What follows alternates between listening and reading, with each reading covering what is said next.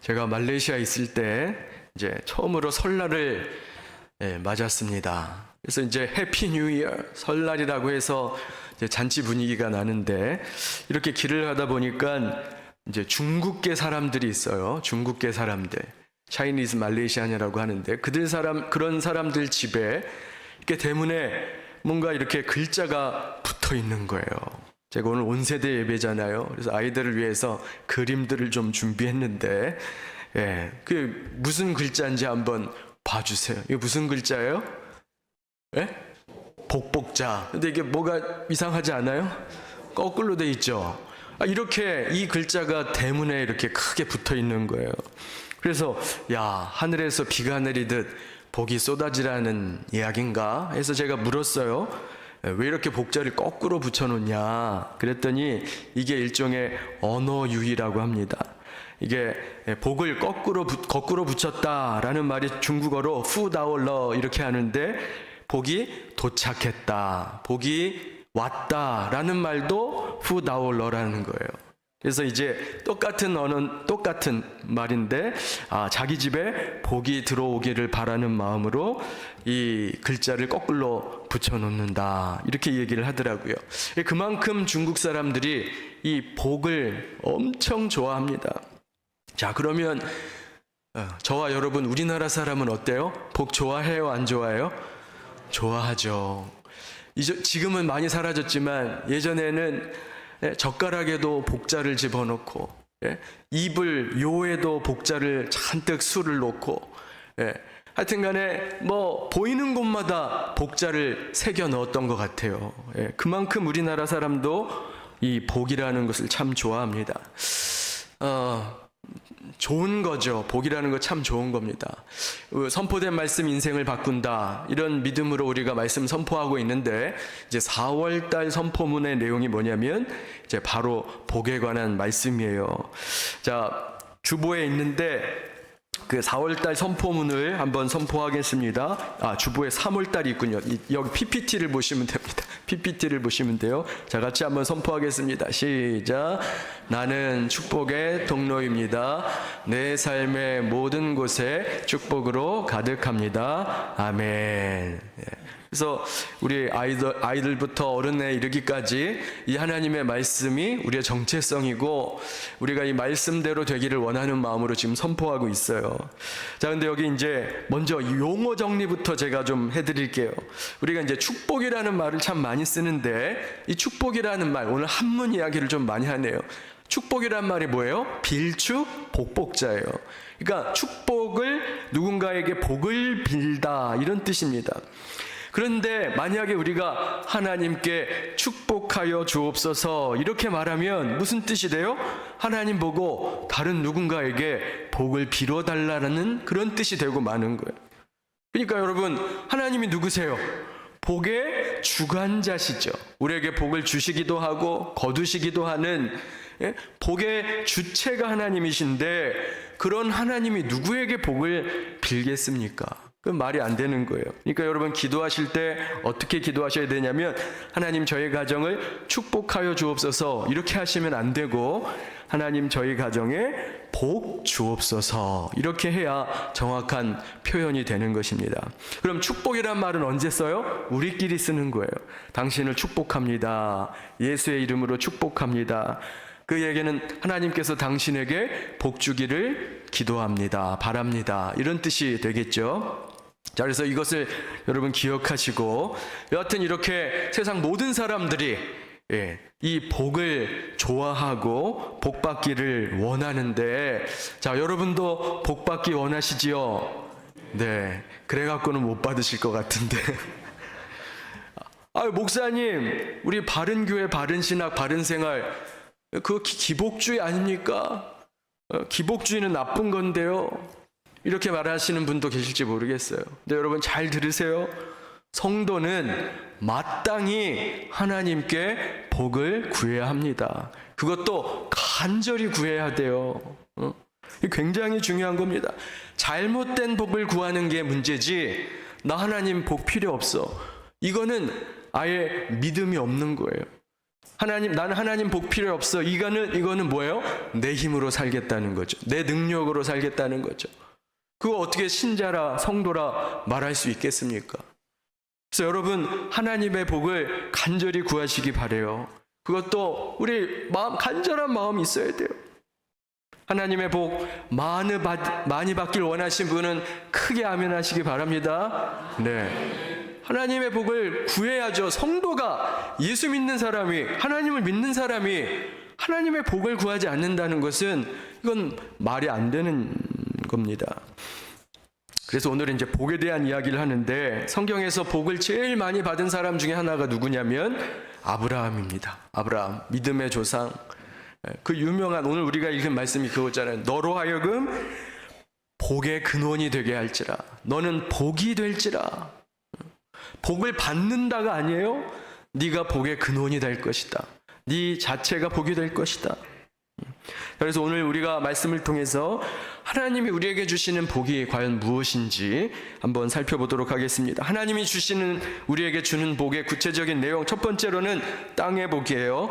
신명기 28장 11절 12절 같이 한번 읽겠습니다. 자, 시작. 여호와께서 내게 주리라고 내 열조에게 맹세하신 땅에서 내게 복을 주사 내 몸의 소생과 육축의 새끼와 토지의 소산으로 많게 하시며, 여호와께서 너를 위하여 하늘의 아름다운 보고를 열사 내 땅에 때를 따라 비를 내리시고 네 손으로 하는 모든 일에 복을 주시리니 네가 많은 민족에게 꾸어줄지라도 너는 꾸지 아니할 것이요. 이제 먼저 땅의 복이 있어요. 여기 보니까 내 열조에게 맹세하신 땅에서 내게 복을 주사.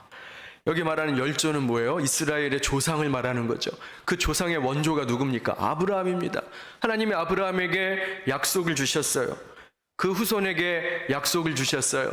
땅의 복을 주겠노라. 구체적으로 뭐라고 말합니까? 내 몸에 소생이 많아질 것이다. 자녀들이 많아질 거라는 거예요. 많은 자녀들을 주신다. 육축의 새끼가 많게 하시며, 당시에 가축은 재산의 척도였죠. 그래서 육축이 많게 하시고, 또 때를 따라 비를 내리셔서 수확이 많게 하시겠다. 이런 약속을 주셨습니다. 한마디로 이제 물질의 복을 약속하신 거예요. 여러분, 이제 아브라함을 보십시오.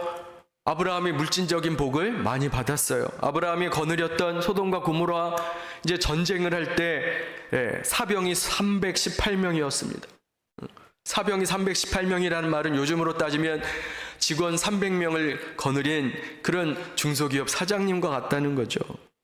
아브라함의 자손 야곱, 또 이삭, 야곱도 당시에 부자였어요. 애굽 총리였던 요셉 말할 것도 없습니다.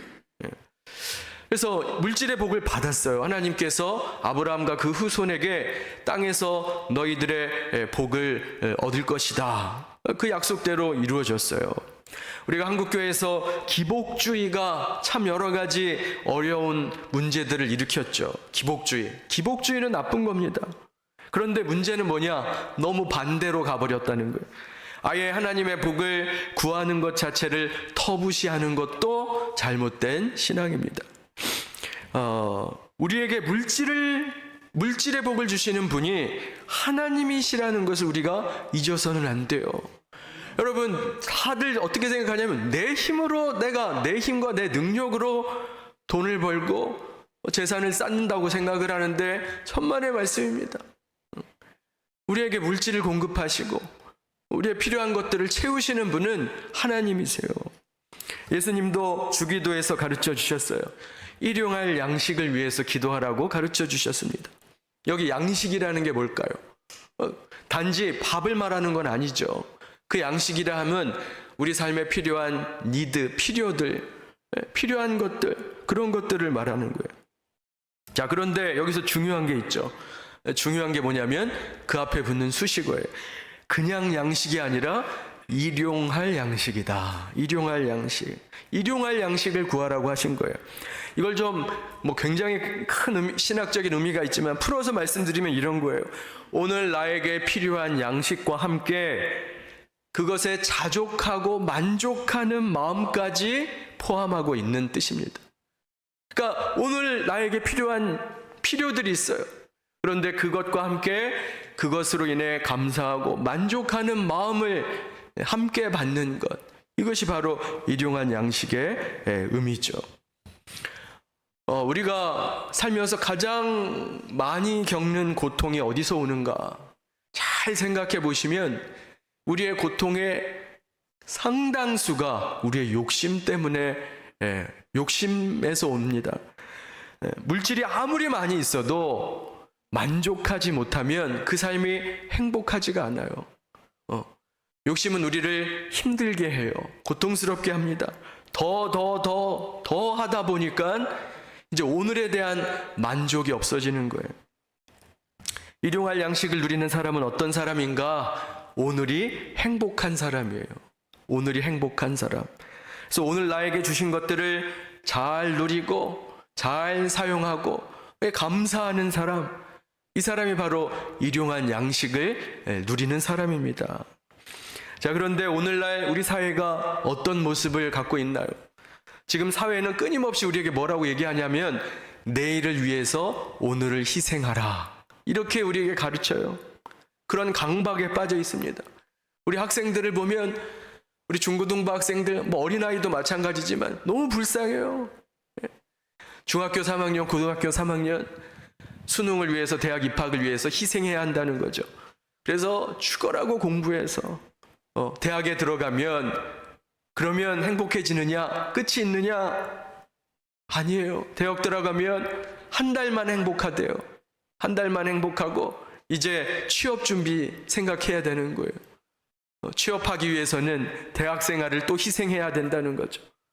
그래서 학점 관리하고 자격증 따고 여러 가지 인턴도 해야 되고 토익 준비 정신없이 또 달려가는 겁니다. 자, 그렇게 해서 그러면 회사 들어가면 끝이 날까요? 아닙니다. 또다시 이야기하는 거예요. 경쟁 뚫고 회사 들어갔는데 또 내일을 위해서 오늘을 희생하라는 거예요. 야, 신입생 말단 사원 가지고 되겠냐? 빨리 대리돼야 되고 가장 돼야 되고, 되면요 그걸로 끝인가요? 아니죠. 부장도 해야지. 부장 되면, 남자가 태어났으면 임원 별은 한번 달아야지, 임원 한번 돼야지. 그렇다 보면 죽을 때까지 뭐예요? 내일을 위해서 오늘을 희생하는 삶을 살아야 한다, 이렇게 되는 거예요. 물론 공부하지 말고 매일 놀고 일하지 말고 매일 놀라, 이런 말씀은 아니죠. 그런데 이제 중요한 건 뭐냐면 평생 하나님께서 주신 오늘의 삶, 오늘 우리에게 주신 이 기쁨과 복된 삶들을 누리지 못하고 그것을 계속 뒤로 내일로 미룬다는 겁니다. 사실 말은 그럴듯하게 내일을 위해서 오늘을 희생한다고 하지만 그 속에는 만족이 없는, 끝없는 탐심이 자리 잡고 있다는 거예요. 그래서 여러분, 바라기는 오늘 내게 주신 것들을, 오늘 내게 주신 일용할 양식과 오늘 나에게 주신 우리의 삶을 잘 누리시고 감사하는 복된 성도 되시기를 주님의 이름으로 축원합니다. 그게 굉장히 중요한 거예요. 그게 행복한 사람이에요. 자족하는 마음이 없으면 아무리 물질의 복을 받아도 거기에 만족이 없습니다. 행복하지 않아요. 두 번째로 하나님이 아브라함에게 약속하신 또 다른 복은 하늘의 복입니다. 다른 말로 하면 영적인 복이라고 할 수 있는데, 우리 에베소서 1장 3절 같이 한번 읽겠습니다. 자, 시작. 찬송하리로다. 하나님 곧 우리 주 예수 그리스도의 아버지께서 그리스도 안에서 하늘에 속한 모든 신령한 복을 우리에게 주시되. 여기 보니까 하늘에 속한 모든 신령한 복을 우리에게 주셨다. 하나님께서 주시고자 하는 궁극적인 복이 바로 이것이죠. 이게 이제 신령한 복, 하늘의 복입니다. 하늘의 복은 먼저 구원을 말하죠. 우리가 아무리 땅의 복을 누려도 구원받지 못하면 아무 소용이 없어요. 이 땅에서 아무리 잘 먹고 잘 살아도 그 시간은 길어야 100년입니다. 땅의 복은 아주 짧아요. 하지만 하늘의 복은 영원합니다. 예수 그리스도를 믿고 영생을 얻고 천국 백성이 되는 것, 이것보다 더 중요한 것은 없어요. 그래서 하나님이 주시고자 하는 궁극적인 복은 하늘의 복이에요. 동시에 하늘의 복은 우리 내면에 주시는 구원의 은혜, 기쁨과 사랑과 희락과 평강과 같은 이런 내적인 복들을 뜻합니다. 우리가 잘 아는 빌립보서 4장 7절 말씀 같이 한번 읽겠습니다. 자, 시작. 그리하면 모든 지각에 뛰어난 하나님의 평강이 그리스도 예수 안에서 너희 마음과 생각을 지키시리라. 그러니까 하늘의 복은 우리의 마음에 평강을 주고 기쁨을 주고 희락을 주고 환경을 뛰어넘는, 환경에 의존하지 않는 하나님이 주시는 평강과 기쁨과 감사의 마음, 이런 내면적 가치를 의미하는 것입니다. 이런 차원에서 물질적인 복보다, 땅의 복보다 이 하늘의 복이 훨씬 더 중요한 거예요. 크고 넓은 집보다는 행복한 집이 좋은 겁니다. 좋은 침대보다는 평안한 잠이 좋은 거예요. 멋진 성공보다 복된 삶이 훨씬 더 중요합니다. 그래서 우리는 자꾸 물질의 복이 전부인 것처럼 말하지만 사실 그렇지 않아요. 하늘의 복이 우리의 마음속에 임할 때 그 사람이 가장 복된 삶을 살 수 있습니다. 여러분, 자녀들도 마찬가지예요. 많은 부모님들이 자녀들에게 어떻게 해서든지 뭔가 물려주고 싶어하고 물질을 주고 싶어합니다. 목사님, 내가 뼈 빠지게 일해서 자식들 공부시키고 결혼시키고 집도 사주고 차도 사주고 다 했는데 이 정도면 잘한 것 아닙니까? 잘하셨죠. 잘하신 겁니다. 너무 수고하셨어요. 그러나 자녀에게 영적 유산, 하늘의 복이 전수되지 않으면 그 물질적인 도움들이 다 소용이 없는 거예요. 자녀들은 물질도 필요하지만 그것보다 더 중요한 것이 뭐예요? 사랑과 영적인 돌봄입니다. 그걸 우리는, 특별히 믿는 자는 잊어서는 안 되는 거예요. 땅의 복을 아무리 많이 받아도 하늘의 복을 받지 못하면 그 인생은 결국에는 무용지물이 되고 마는 거예요. 세 번째로 하나님이 우리에게 주시는 복은 축복의 통로가 되는 복입니다. 축복의 통로. 우리가 개역 한글판으로 12장 2절 3절 말씀 같이 한번 읽어볼까요? 옛날 버전입니다. 자, 시작. 내가 너로 큰 민족을 이루고 내게 복을 주어 내 이름을 창대케 하리니 너는 복의 근원이 될지라. 너를 축복하는 자에게는 내가 복을 내리고 너를 저주하는 자에게는 내가 저주하리니 땅의 모든 족속이 너를 인하여 복을 얻을 것이니라 하신지라. 하나님이 아브라함에게 주신 복의 내용이죠. 네가 복의 근원이 될 것이다. 아브라함을 통해, 그러니까 아브라함이 어떤 하나님의 복을 흘려보내는 도구가 되게 하시겠다는 거예요. 아브라함을 통해 다른 사람들에게, 모든 민족에게 복을 주시겠다, 이렇게 말씀하고 있습니다. 오늘 온세대 예배가 있죠. 그래서 그림 하나 더 준비했습니다. 그냥 어린아이가 되었다 생각하시고, 여기 보니까 컵이 저기 있어요. 텀블러가 있는데 어른들은 시원한 아메리카노라고 생각하시고 우리 학생들은 달콤한 핫초코라고 생각하면 됩니다. 여기 보니까 빨대가 세 가지가 있죠. 첫 번째 빨대는 뭐냐? 얇은 빨대예요. 빨아도 잘 안 나오는 빨대. 2번 빨대는 넓은 빨대예요. 3번 빨대도 넓은데 중간에 막혔어요. 자, 시원한 아메리카노를 잘 마시려면 몇 번을 택해야 됩니까? 네, 잘 못 알아들으셨나 보네. 2번 빨대를 택해야죠. 넓은 빨대, 막히지 않고 숭숭 잘 뚫리는 빨대. 네, 바로 이 빨대와 같은 게 이 복에, 오늘 나오는 복의 근원이 될지라, 네가 복의 근원이 될지라, 바로 그게 빨대와 같은 거예요. 하나님의 복을 다른 사람에게 전하는 겁니다. 통로의 역할을 하는 거예요. 그래서 하나님의 복이 우리의 삶을 통해 내 자녀에게, 내 이웃에게, 내 주변에 있는 동료에게, 그 하나님의 복을 흘려보내는 것, 그것이 바로 축복의 통로의 의미입니다. 그래서 여러분, 이게 우리에게 엄청난 복이라는 거예요. 나를 통해 누군가 예수님을 믿게 되는 거예요. 나를 통해서 누군가 치유와 회복의 은혜를 누리는 겁니다. 나를 통해서 누군가 하나님의 사랑을 경험하게 되는 거예요. 자, 그런데 잘 들으세요. 이것이 남에게만 좋은 일이 아니라는 거예요. 축복의 통로의 삶을 사는 것이 남에게만 유익을 주고 돕는 것이 아니라 내가 축복의 통로의 역할을 살 때 가장 먼저 내가 기쁨과 행복을 누리게 되는 줄로 믿습니다. 성경이 우리에게 그걸 얘기하는 거예요. 너는 축복의 통로 역할만 하고 끝, 이게 아니라 그 삶 자체가 우리에게 가장 큰 행복과 만족을 준다는 거예요. 제가 요즘 뇌과학자의 책과 강의를 열심히 보고 있는데 놀라운 것은 이 뇌과학의 내용과 성경적 진리가 너무 일치한다는 거예요. 과학적으로 우리 뇌가 언제 가장 행복감을 느끼는가? 봉사할 때, 다른 사람을 도와줄 때 우리 뇌에서 그것과 관련된 행복 호르몬이 나온다는 겁니다. 그러니까 이게 단순한 감정이 아니라 우리 뇌가 그렇게 작동되게 하나님이 만들어 놓으신 거예요. 하나님이 그렇게 디자인하신 거예요. 우리 생각에는 내가 나만 위해서 살고 나의 욕심을 채우고 나의 뭔가 욕구를 채우면 그게 행복할 것 같은데 실제 우리 뇌는 그렇게 반응하지 않는다는 거예요.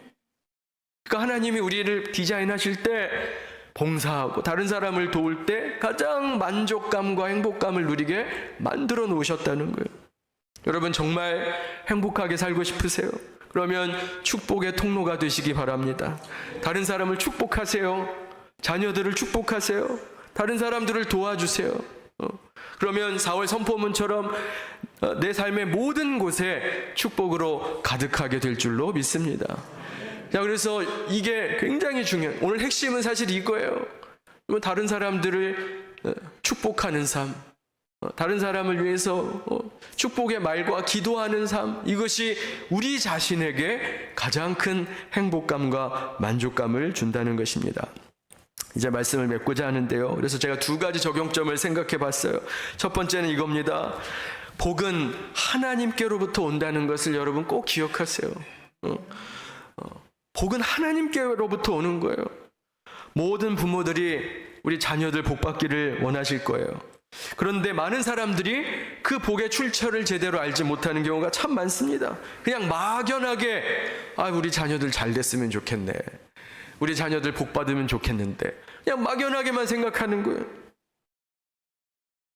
아니죠. 복의 출처가 어디에서 오는지 분명히 아셔야 돼요. 세상 사람들은 복의 출처가 여러 가지 있다고 믿어요. 그래서 여기서도 복이 올 수 있고 저기서도 복이 올 수 있고. 그러나 성경은 그렇게 말하지 않습니다. 오직 살아계신 하나님만 우리의 삶에 생사화복을 주관하시고 하나님의 뜻대로 하나님께서 우리에게 복을 주시는 줄로 믿습니다. 이것을 여러분 확실히 아셔야 돼요. 여러분, 죽은 조상이 복 주는 거 아닙니다. 돌로 만든 우상이 우리에게 복을 줄 수 없어요. 내가 기도했을지라도 복을 주시는 분은 하나님이세요. 시편 16편 2절 말씀인데 우리 같이 한번 읽겠습니다. 자, 시작. 내가 여호와께 아뢰되 주는 나의 주님이시오니 주밖에는 나의 복이 없다 하였느니라. 네. 사랑하는 자녀들, 여러분 복 받기 원하시죠? 그러나 내가 아무리 자녀를 사랑해도 내가 자녀에게 복을 줄 수는 없어요. 하나님만이 여러분 자녀의 삶을 인도할 수 있습니다. 하나님만이 여러분의 자녀를 변화시킬 수 있어요. 우리 자녀에게 복을 주실 수 있는 분은 오직 하나님밖에 없다. 이것을 확실하게 믿으시기 바랍니다. 두 번째로, 우리가 다른 사람을 위해서 축복 기도해야 됩니다. 그러니까 하나님이 복이 하나님께로부터만 온다라는 확신과 믿음을 가졌다면 당연히 따라오는 다음의 행동이 있어요. 그건 뭐예요? 복이 하나님께로부터 오는데 그럼 하나님께 간구해야죠. 기도해야죠.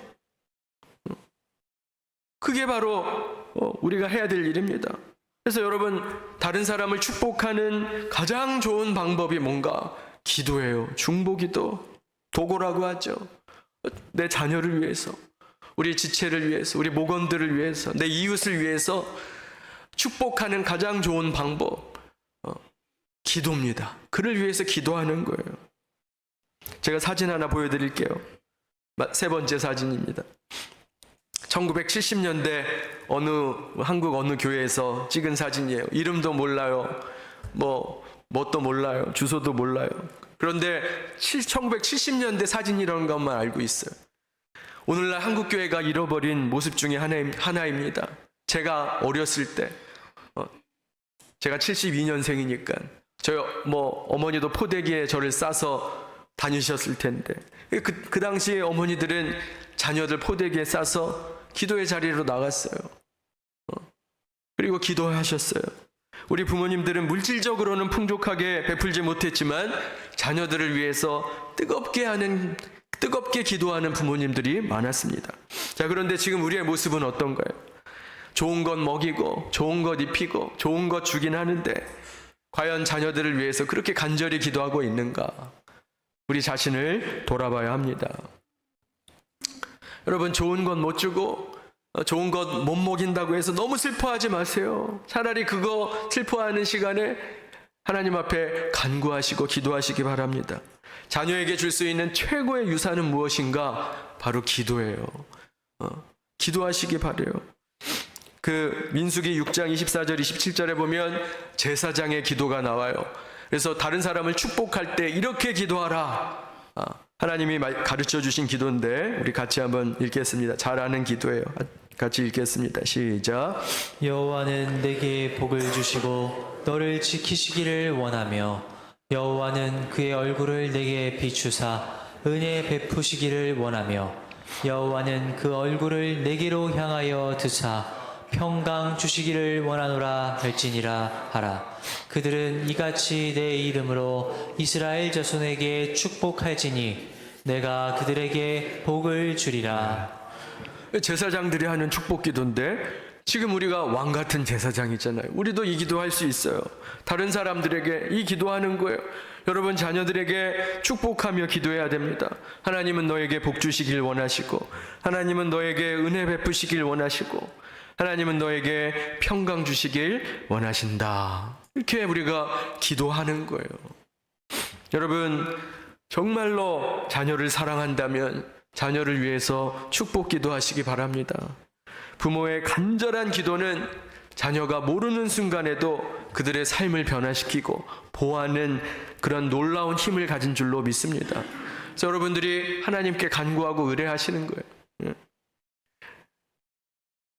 살아계신 하나님만이 우리에게 복을 주시는 그 분이시라는 것을 꼭 기억하시고 한 주간도 그 믿음으로 우리 자녀에게 또 우리 이웃에게 내 가족에게 가장 필요한 것은 하나님의 도우심이요, 하나님이 주시는 복이요, 땅의 복이요, 하늘의 복이요, 하나님이 주시는 그 복이 우리 자녀에게 필요하다. 이 마음을 꼭 기억하시고 한 주간도 여러분의 가정과 여러분의 자녀와 여러분들의 기도가 필요하고 중보가 필요한 사람들을 위해서 기도하는 복된 한 주간 되시기를 주님의 이름으로 축원합니다. 기도하겠습니다. 하나님 아버지, 다시 한번 깨닫습니다. 복은 오직 하나님께로부터 오는 것임을 다시 한번 깨닫습니다. 내가 주는 것도 아니요 세상 어느 것도 줄 수 없는 이 복들을 하나님 앞에 간구하며 구할 때 우리 자녀에게, 우리 이웃에게, 우리 지체들에게 하늘의 복이 또 하나님의 신령한 복이 넘치게 임하게 될 줄로 믿습니다. 하나님, 우리 가운데 서로 간에 중보하는 기도에 불이 붙게 하시고 아버지, 연약한 자, 어려움 당한 자를 위해서 우리의 마음을 쏟아 시간을 들여 함께 기도하는 우리 부천평안교회 되게 하여 주옵소서. 예수님의 이름으로 기도하옵나이다. 아멘.